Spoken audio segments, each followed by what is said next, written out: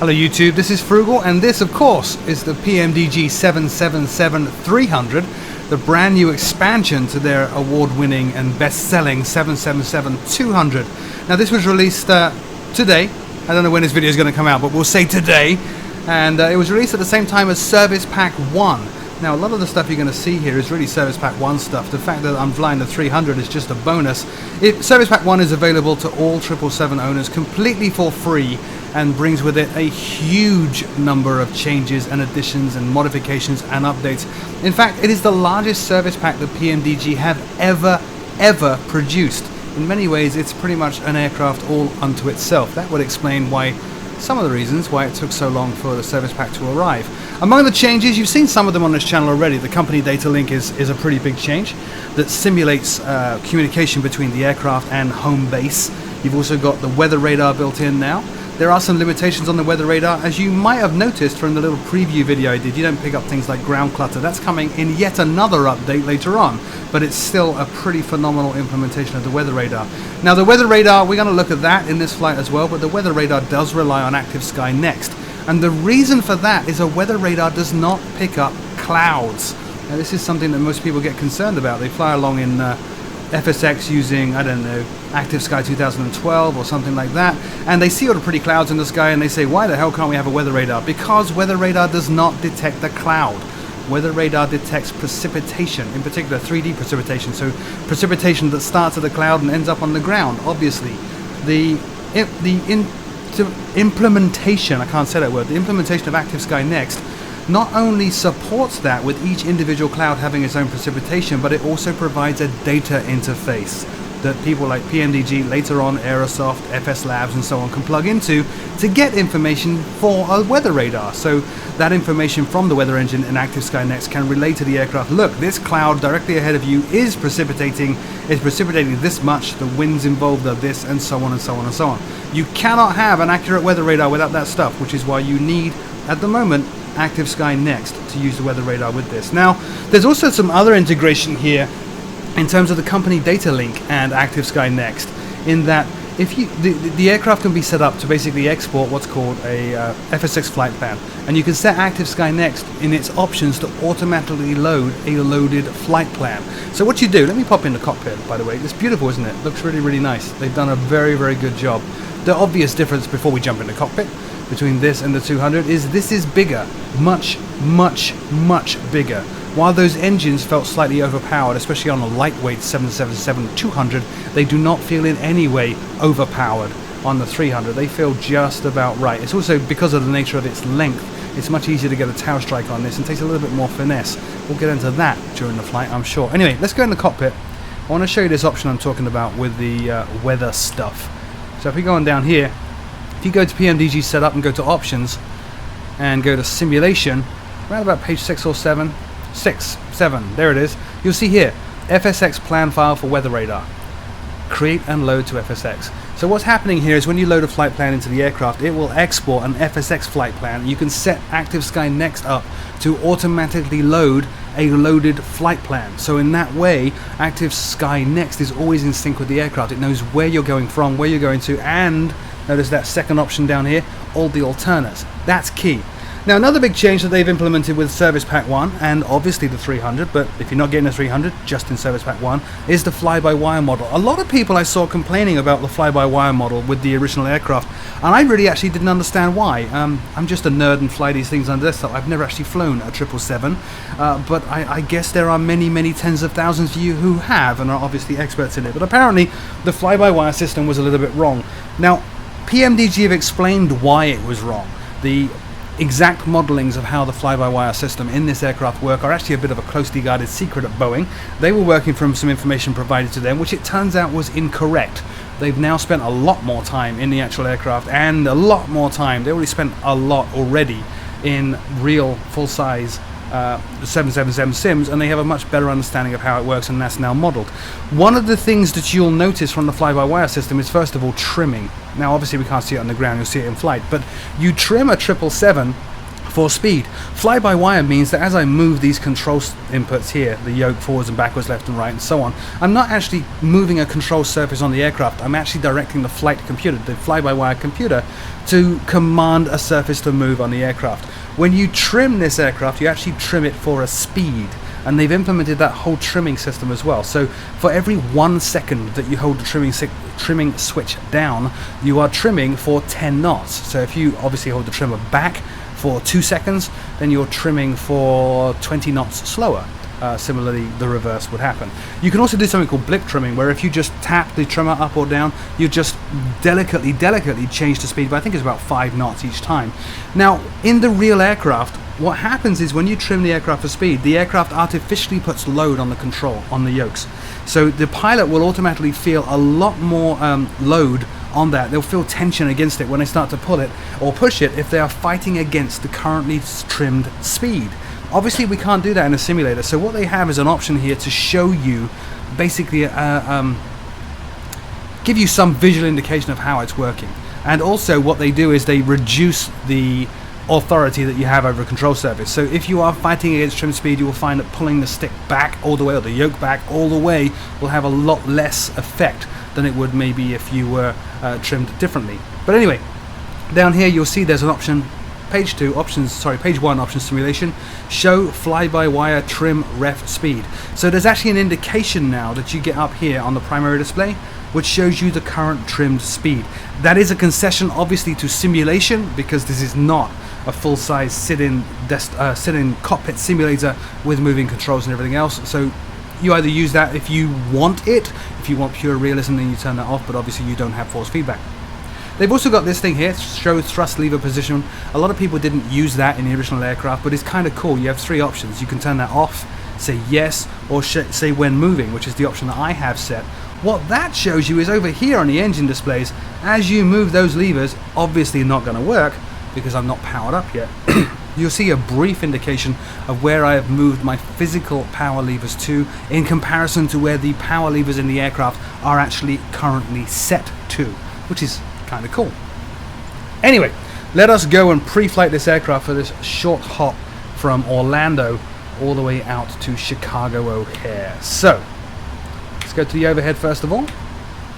Not much has changed, you'll notice. It is basically the same cockpit as in the 200. There is very little difference.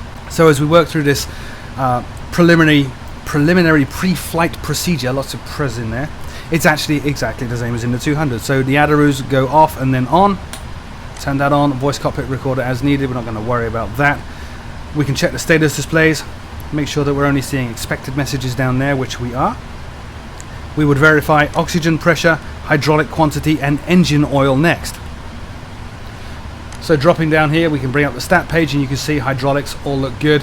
Oxygen looks good. If we wanted to check the oil, we can do that by going over to the engine page and see what we got them. Or I think they're showing it. No, they're not showing there as well. So we need to go back up here.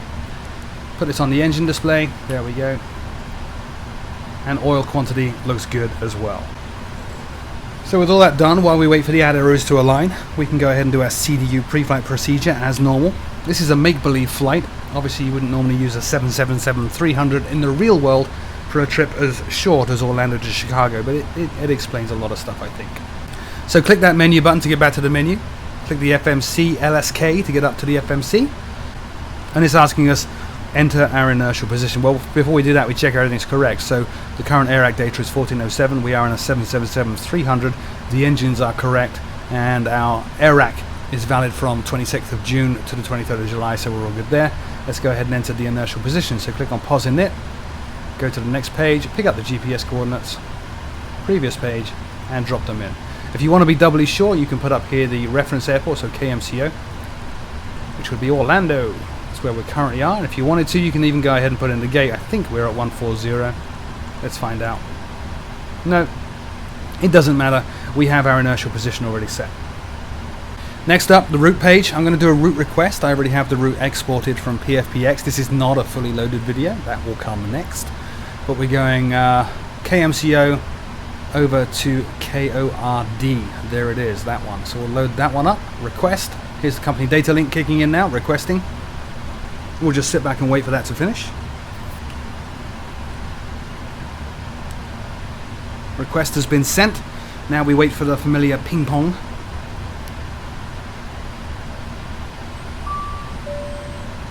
Which says that it is ready to load. So let's go ahead and load that. Route 1 uplink is loading.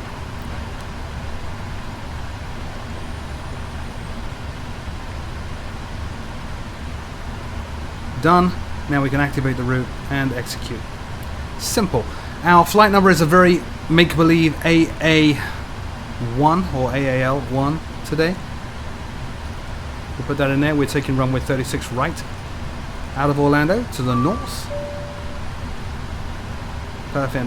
Uplink is complete. Let's try that again. 36 right and execute that. So let us head on over now to the Perf-init page.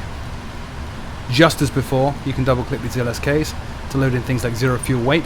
Our cruise altitude is 360, cost index is 85. Now that is a default that is set through the options menus within the FMC. 85 is the default that I'm using, so that's what I'm going to take. I will accept all the data that's there. And it's now telling me my wind data uplink is ready as well. So head on over to the legs page, click on that route data button, wind data load. Once again it fires a request. Then it loads, we'll execute. Now we have our wind data. Descent forecast uplink is ready. So let's go to VNAV. We can go to the descent page, go to forecast, and load. Now because I've set this up to work with ActiveSky Next, where it automatically exported the flight plan, that automatically got loaded into ActiveSky Next. I can re-request this forecast at any time, get updated winds. I can even change these levels, as you're going to see once we actually come in for our descent. So that's all good. Let's go back to init-ref. We are going to have a flaps 5 takeoff today. Center of gravity is 24%, giving us a trim of 5.25, VREF of 147, 155 and 169. We'll put these in, but they're probably going to clear out in a second when I set the actual SIDs and stars, more importantly the SID that we're going to use to take off. Let's set off how we're going to actually do our departure here. So departure and arrival, we are taking runway 36 right. That's already in there from my flight plan, and it's going to be the Jag4 SID. So we'll select that and execute. So we're all set. Let's go back up to our takeoff ref and we're all good to go. Now at this point we will perform the exterior inspection. I'm not going to be nerdy enough to do the complete inspection, but this is a good opportunity I think to pop outside and take a look at the aircraft here. Notice the cones around the wings, those are a new addition. And as ever, Pmdg have done an incredible job at modelling this aircraft. It is a work of art. It really is a beautiful aircraft. Pmdg hold something of a special place in my heart, not just because I'm on their wide beta team, but because their aircraft were the first aircraft I flew that got me into flying jets. The first videos on this very channel were me learning how to fly the 737. So that's fabulous. Now some other stuff while we're walking around here, there's a whole new set of documents that you get. There's a full document explaining all the changes, like the weather radar, like the company data link and how that all works, that comes with this. I strongly urge you to read that document. It does explain a great deal about how the weather radar works, about how the new fly-by-wire system works, but you will also notice, fanfare, there is an incredible document in there called SDK. Many of you have been asking, when is the SDK going to come out? Not that many of you even know how to use the SDK, but the SDK is important because that is what third-party add-on producers can plug into, most notably FS2Crew. So the SDK is out now. Hopefully this means that Brian and friends over at FS2Crew can get the 777 FS2Crew done, which would be amazing. I cannot wait to try that out. It's going to make this aircraft so incredibly immersive. Everything looks good. I don't see any problems here. Let's go look at the modeling down here on the landing gear.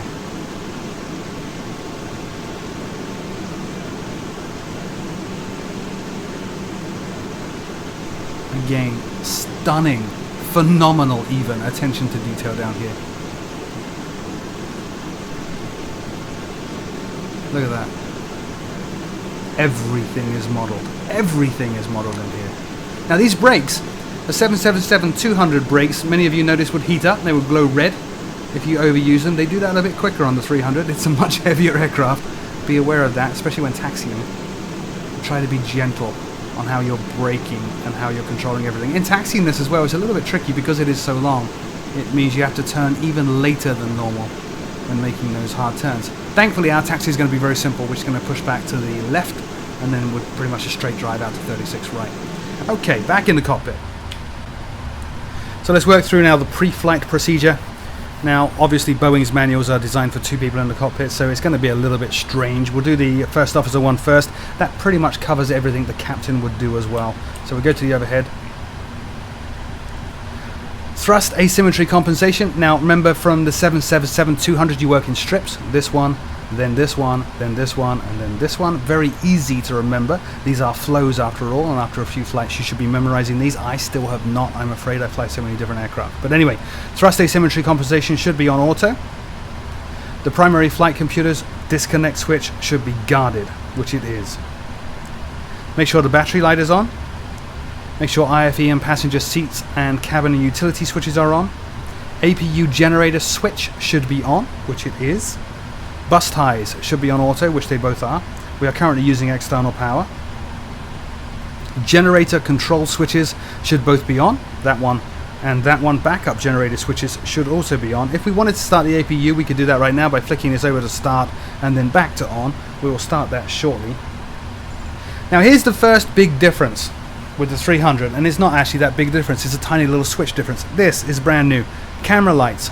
The 777-300 has a camera which shows you various views outside of the aircraft from the pilot's seat. You can turn the lights on for that or off. Now this is, again, I actually don't like this. This is really a concession to people complaining that there isn't a camera in the 200, and there is on the 300, so we better damn well get a camera. It's actually really hard to implement that because you need to basically stand up 3 external views at once, plus this immensely detailed 3D cockpit. But anyway, for those of you who really wanted the camera, it is there. It is the far right hand switch over here. Click that. It pops up a new display. Now some people have complained that this doesn't look very realistic at all. It does. The Boeing 777-300 shows this view here on the central display down here, and it draws this border in, and it looks exactly like that. But you can see we've got a view from behind to the nose gear, and obviously down from either side of the tail onto those main landing gear on the left and the right. Having this running does dramatically harm your frame rates. It is a nice feature. It is a bit of eye candy. It's not something I can see myself using a great deal. I can just taxi properly. If you really want to use it though in taxiing, I can see a lot of live streamers would love to show this in a view, then go ahead and do it. Just bear in mind it slaughters your frame rates, so we'll turn that off. But that's what that camera light switch on the overhead here is for. We're going to leave that off. Next up, left wiper selector needs to be off. And then we're at the top of the next strip. So emergency lights need to be guarded, which they currently are. Service interphone switch needs to be off, which it currently is. The passenger oxy switch needs to be guarded. Do not open that and press it in the real aircraft. If you do that, then paper bags with strings attached fall from the overhead compartment, scaring the crap out of anybody boarding, and you then have to call maintenance and have the aircraft reset. We don't do that, but they're there if you really want to. Window heat switches now all go on. The ram air turbine switch needs to be guarded and the light needs to be out. Hydraulic panel. Left and right engine primary pump switches need to be on. Now again, primary, demand. It's split into 2 halves. The top half is primary, the bottom half is demand. So on the top half, left and right primary. Those 2 outer switches need to be on. You will see fault lights, that's normal. And then the center 1, center 2 electric primary switches both need to be off. These are on. These are off, and again the fault lights are normal. After that we make sure the demand pump selectors, that one, and those 2 in the middle are all off, and there are fault lights, which is great. Passenger signs, I've got a no electronic sign as opposed to no smoking. That is on, and we will put the seatbelts currently on as well. Down to the overhead panels, make sure that all these dials are in their center position, which we would do just by rolling the mouse wheel. And we make sure our master brightness switch is on, which it is, pushed in is on. And that finishes this strip, so now we're going to go all the way up to the top of the 3rd strip here. Cargo fire, both these arm switches need to be off. We're going to verify that the warning lights are off, which they are. If we wanted to run a test right now, we could. Good, everything tests and lights up. We're not going to open the discharge switch. That needs to be guarded and remain exactly as it is. EEC mode switches here, both need to be normal, which they are. And the start switches both need to be normal, which they are. Auto start needs to be turned on, as you can see right there. Fuel jettison panel, the nozzle switches both need to be off, that one and that one. The fuel to remain selector needs to be in the middle, which it is, and pushed in. The jettison arm switch also needs to be off, and there should be no fault light. And now we get down to the fuel panel. Crossfeed switches should both be off, the forward and aft crossfeeds. And we're going to have all 4 fuel pump switches off. We have center pumps as well if you're carrying fuel in the center pumps. Auxiliary fuel switch, if you have one, needs to be off. We don't have one in this aircraft. Anti-ice, obviously leave everything there on automatic. This is a state-of-the-art 777. We don't need to be messing with that. And then down here, we will go and make sure that the beacon light is off. Nav light, we're going to leave that on. Logo and wing lights can be off. We can run our indicator lights tests now as well, so we'll do that. Good, good. Everything lit up like a Christmas tree, as it should. We're good. Taxi lights, strobe lights, runway turn-off lights are all off. Landing lights are all off. Everything is good here. And now we get on to the 4th and final panel. Now, equipment cooling switch needs to be on auto. Recirc fans need to be on. That one and that one. The main deck, oh, that's for a freighter. The gasper air switch needs to be on. Cabin temperature for the flight deck and the cabin. These 2 switches here both need to be in the center position, which they are. Packs need to be auto, 1 and 2. Trim air switches need to be on, those 2, they're both on. Bleed air panel comes next. All 3 switches here need to be auto, so left, center and right bleed air all need to be on auto. Engine bleeds need to be on. You can see them on but with an off light, which is correct. And the bleed switch for the APU needs to be on auto, which it currently is. Pressurization, again, auto, auto. Make sure this is in the center position and in. Leave these 2 switches in their middle position, so we're not messing with those. That's for if we want manual control of pressurization, which you should never do unless something's gone horribly wrong. And our right wiper selector is off.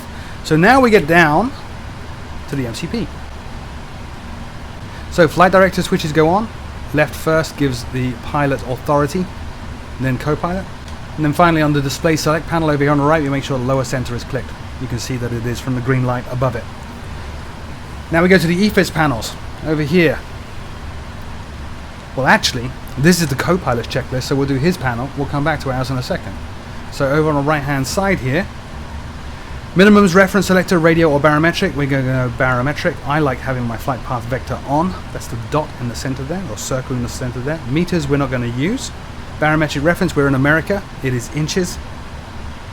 Local altimeter setting, I've actually already set 298. VOR and ADF switches, we'll turn those for now on, so we can tune VORs and track them and make sure we're on course. The ND mode selector needs to be on map, which is that one. You can see map, plan, VOR, and approach. We'll put that on map. Center switch as needed. Well, center changes the view down here so that instead of this top-down view where your aircraft is at the bottom of the screen, it positions your aircraft in the middle of the screen. We're going to leave that. In fact, let's put that in center. We'll leave that in center. Weather radar should be off, which it is. You can tell there's no weather radar being drawn here. You get a different display of that. Now we'll check over here his oxygen. I'm not even sure, I've never actually done it on this side, whether you can test the co-pilot oxygen. I'm sure you can. Yes, we can. So that's tested 100%. Now, forward display brightness controls. Down here, we'll make sure they're all in the middle position. That's panel and flood lighting coming up as well. There we go, in the middle position, just get rid of some high contrast from the shadows. No, I'm not running prepared, just you know what I mean.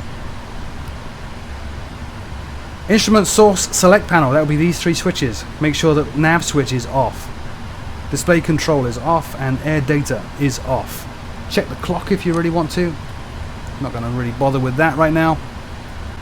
Okay, inboard display selector, that will be this switch here. You can switch that between, that is the inboard display. You can switch that between ICAS, this one, MFD, nav, and PFD, primary flight displays. You can switch that display over to this display. We're going to leave it on nav or MFD.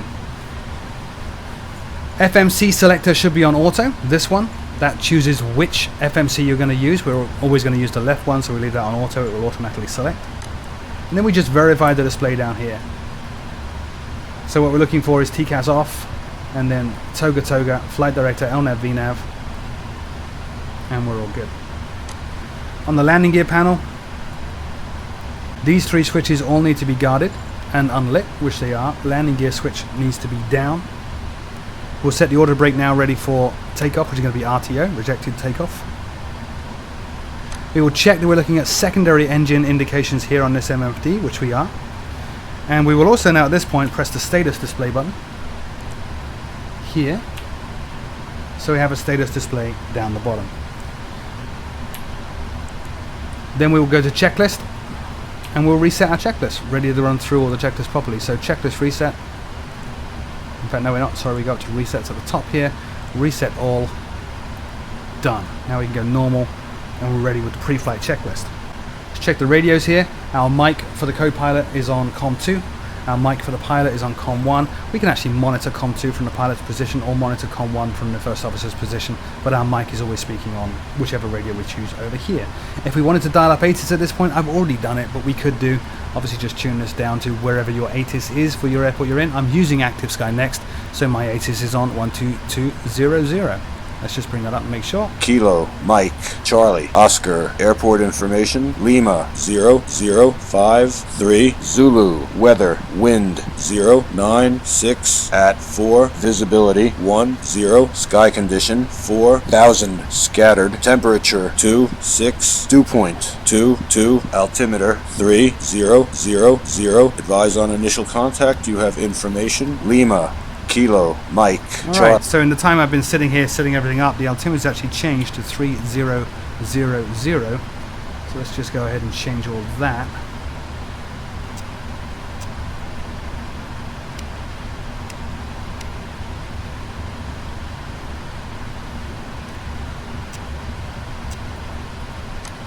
There. And just make sure that that rippled across. There it is, 300 there. And on this side 300 there. So now we're on to pre-flight for the captain, which should go very, very quickly because the first officer pretty much does everything. So same deal as before. We're going to go barometric on the minimums, inches over here. I want my flight path vector on. This should be on map. I'm going to turn the range down. So that's all set. Weather radar is off. There are no indications being drawn down here. Flight director needs to be on, which it is. Auto throttle is currently armed. Heading and track reference switch. We're on heading 360 because we are taking runway 36 right.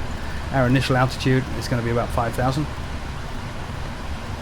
So we'll put that in there.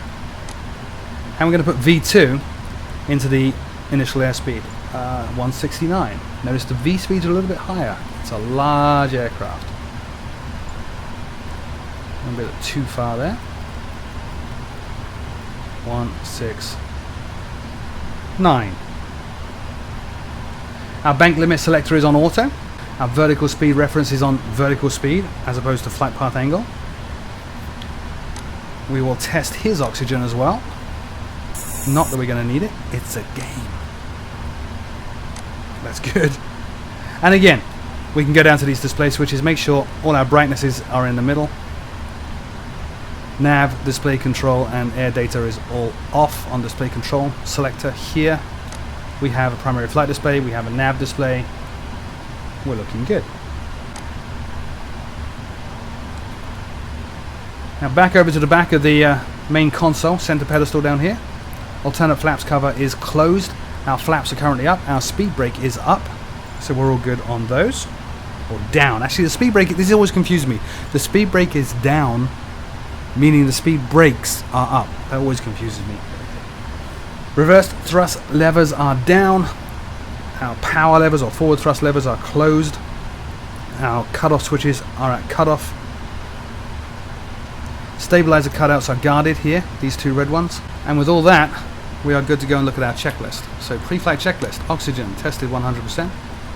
Flight instruments, well, our heading currently 006, altimeter 3000. Check. Parking brake is currently set. We'll just take it and click on normal. Now we're up to the before start checklist, which means it is time to do the before start procedure. So before we dive into that, because we're going to disconnect external power and we are going to get ready to pushback, we will go ahead now and we will power up the APU and close all the doors. So flick this to the right twice. It actually says don't let that bounce back to the center, but it actually always does in this aircraft, I'm afraid. You see a little fault light flash up there. You can look down here now for indications and make sure everything is working as it should.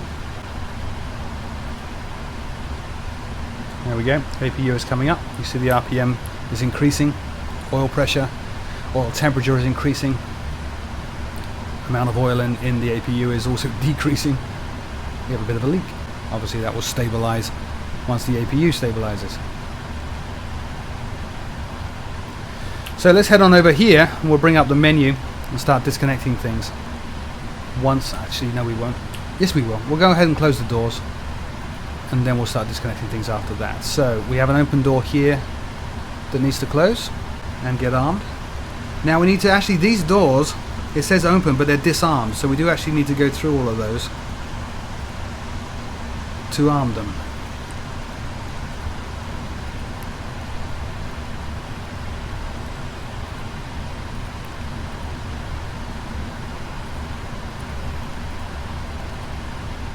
And we'll go over to page 2, which is the cargo bays.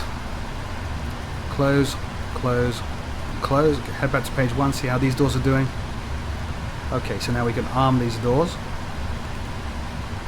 Cabin crew arm slides, pretty much. Okay, so now it says open. That means all the doors are closed. Obviously, we can double check that. So if we go up here and click on doors, you can see there are no lights here. Everything is closed, locked, and ready to go. So let's put our MCP back where it was in takeoff ref. And now we can work through the before start procedure. So flight deck door is closed and locked. CDU display, I need to be on takeoff ref as the pilot, which I am. He needs to be on legs over here as the first officer, which he is. We've already selected V2 as our indicated airspeed in the MCP. We will arm LNAV and VNAV to check that we have a full flight path, full route and flight profile, path profile. Initial altitude has been set at 5,000, we're good there. Taxi and takeoff briefings, not really going to bother with them, but we're going to taxi out to runway 36 right, and then we will take off following the JAG 4 departure and start making our way up to flight level 360 to Chicago. Fairly short flight for this massive beast of an aircraft. Exterior doors, we have checked that they are all closed. Flight deck windows are closed and locked. Just check, yeah, everything's closed. Good. Start clearance, let's pretend we got that. And let's go ahead to the overhead now and set the hydraulic panel. So, there is a sequence to arming the hydraulics, getting the hydraulics all set up.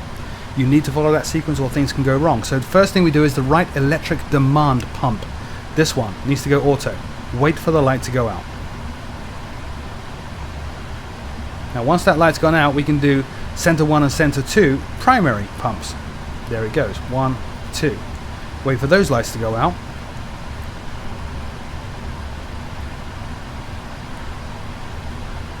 And the left electric demand goes to auto once that second light's gone out. Sometimes it might not go out because of load shedding, so that's fine. Let's go auto there, wait for the light to go out.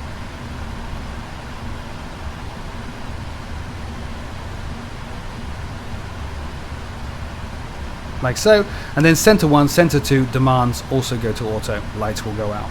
We're all good there. Fuel panel, we'll turn all our fuel switches now on. Our APU is on now, so we can disconnect external power, which we have done. Whoops, now we've done it. So at this point you would talk to the ground if you had FS to crew and say, Cockpit to ground, disconnect power. We don't have FS to crew yet, so we'll go ahead and do that ourselves. So ground connections, let's pull everything. Removing the chocks removes everything else.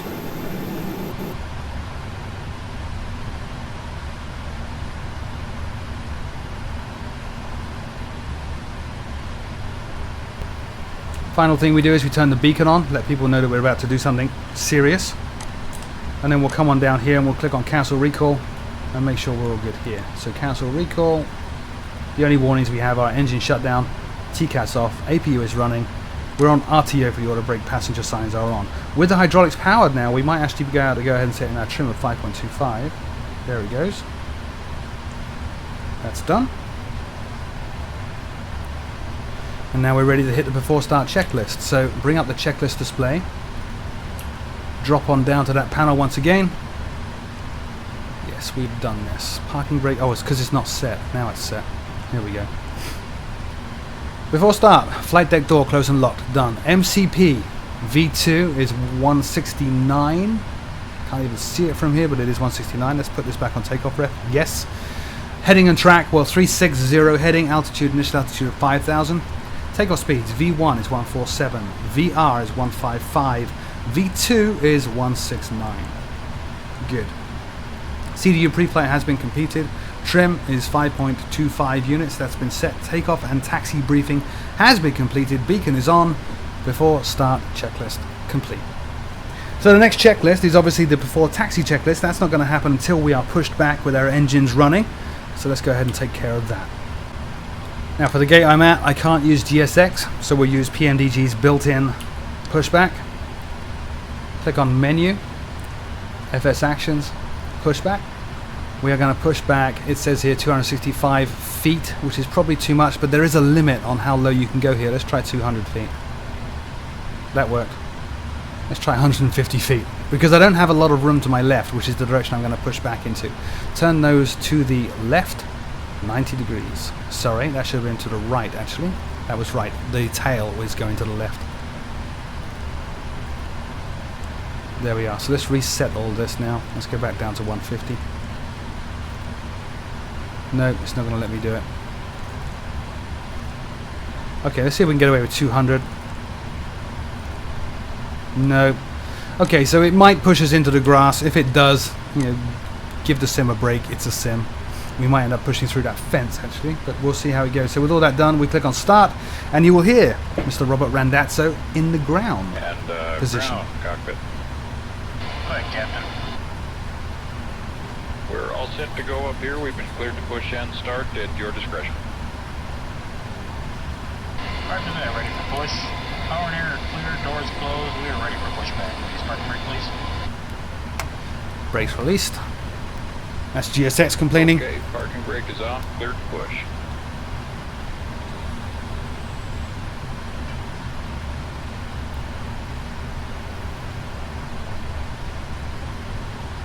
Brakes off, here we go. Okay, so now start sequence is right then left.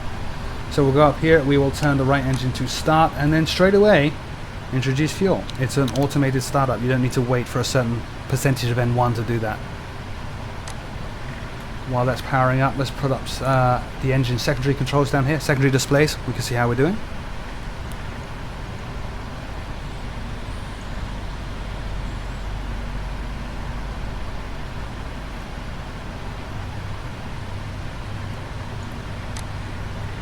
Waiting now for starter cutout.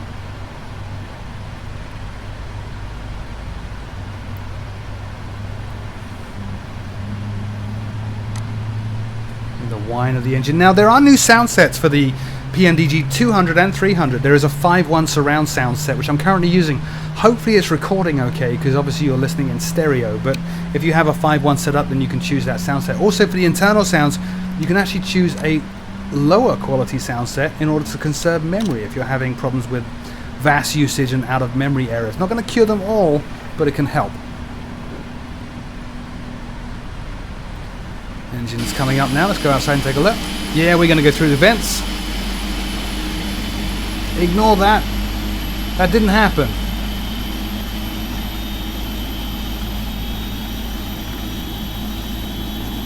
Silly simulator. Things were so realistic until then.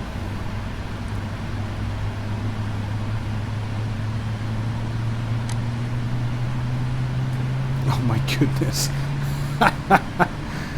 Okay, so with all that done, let's go and turn TA on. Get rid of the last warning that we have here. Please stop with the pushback. I think I can stop it actually. Let's see if I can do that. No. Oh, we click on the stop button down here.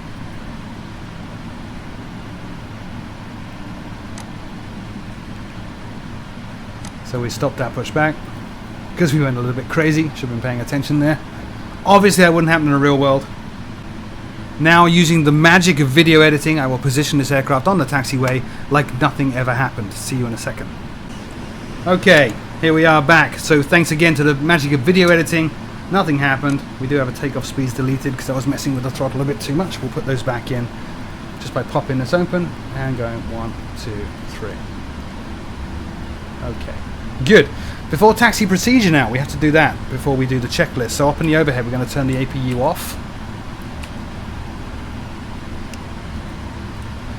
We will check that our anti-ices are still on auto. We'll call for flaps 5.